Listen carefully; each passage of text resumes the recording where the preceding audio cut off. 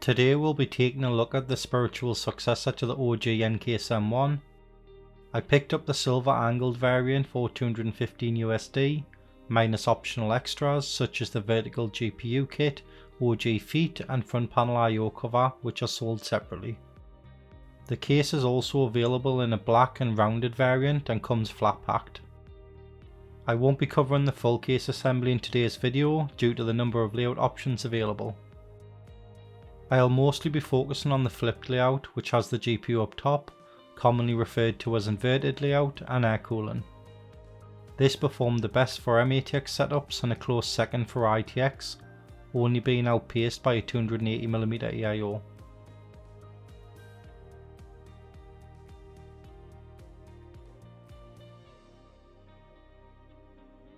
The power supply can either be front or side mounted at the top or bottom of the case, depending on the layout.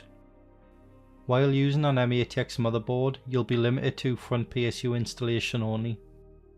The internal power extension cable can also be moved and adjusted depending on the orientation and preference.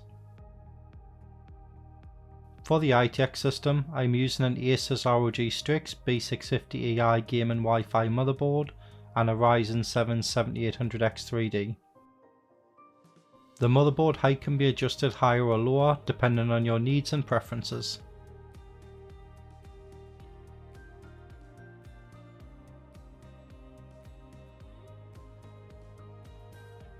For mATX, I went with the MSI B650M motor, unbeknown that the primary PCIe slot is situated lower on the motherboard, which reduced GPU compatibility from 4 to 3 slots. This looks to be limited to MSI and AM5. Installing the front I/O on the case can be a bit fiddly, and the power button solution could use some improvement. It features an unconventional LED shape, so I'd recommend leaving the power LED disconnected from the motherboard. When installing the GPU, you'll want to remove the case's rear mounting bracket and then reattach it once the GPU is in place.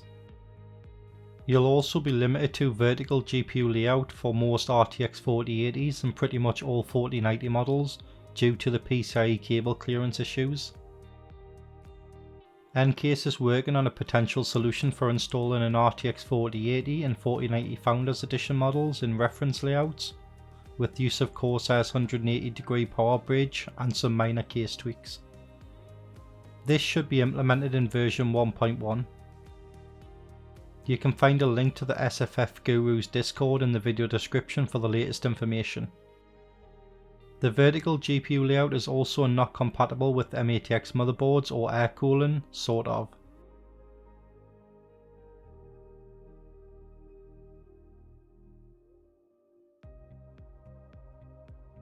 If using an ITX motherboard, you can install 220mm slim case fans at the bottom of the case with custom cables, and motherboards without large VRM heatsinks. I'll leave a link to the custom length cables I'm using in the video description. The case only includes a single set of radiator/fan brackets. These will need to be split between the top and side of the case if you want to install fans or radiators in both positions. This looks a little unusual, but everything is secure thanks to the 4mm thickness and the size of the brackets. NCASE will also be selling an additional set of modified brackets for those interested. Now, as you only get 3 fan headers on an ITX motherboard, I'm using an Aqua Computer Quadro for fan control and as a hub. It can also deliver up to 2 amps via the fan headers.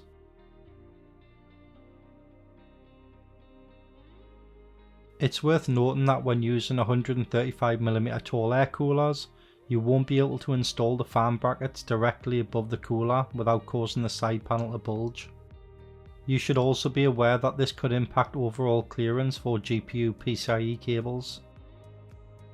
When using an ITX motherboard, you can install up to a 280mm EIO. With an mATX motherboard, or the PSU installed in front of the case, you'll be limited to a 240mm radiator. If the radiator is longer than 278mm in an mATX configuration, you'll lose access to the rear case fan, though this was limited to a 92mm slim fan anyways. Before jumping into benchmarks, I'd like to touch on some areas of improvement not already mentioned. The front panel I/O cover needs a better solution for the angled case. It's not secured in place and easily falls out. You'll have to use some thin double-sided tape or something similar to hold it in place. The front PSU mounting bracket could also do with being thicker, as it has far too much play and flex to it. I tested most ITX and mATX layouts with the exception of the vertical GPU. However, presenting all this data side by side in a digestible fashion wasn't feasible, so I've just selected the best performing configurations. First up, we have an inverted layout with an ITX motherboard running the 7800X3D and a Thermalright SS135 cooler, with both the cooler and case fans fixed at 50%. Up next, we have the thermal results for the same system, paired with an RX 6900 XT while gaming. Now, while running in reference layout will perform fine, ultimately inverted layout will provide the best overall hardware thermals.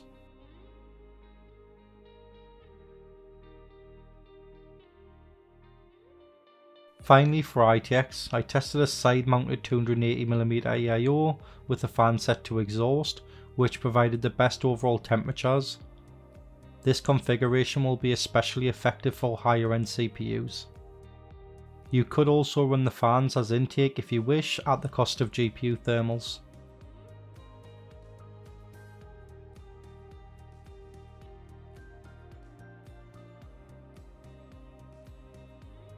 To finish off, we have an mATX system using an inverted layout and air cooling.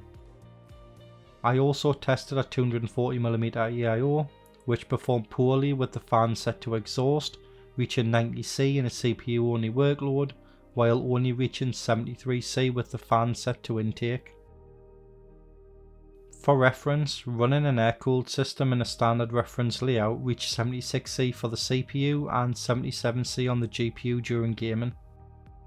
Using a 240mm EIO with the fan set to intake outperformed air cooling for the CPU only, reaching 72C, but GPU temps suffered as a result, reaching roughly 76C. Hopefully you found this content helpful. Thank you all for watching and I'll catch you in the next one.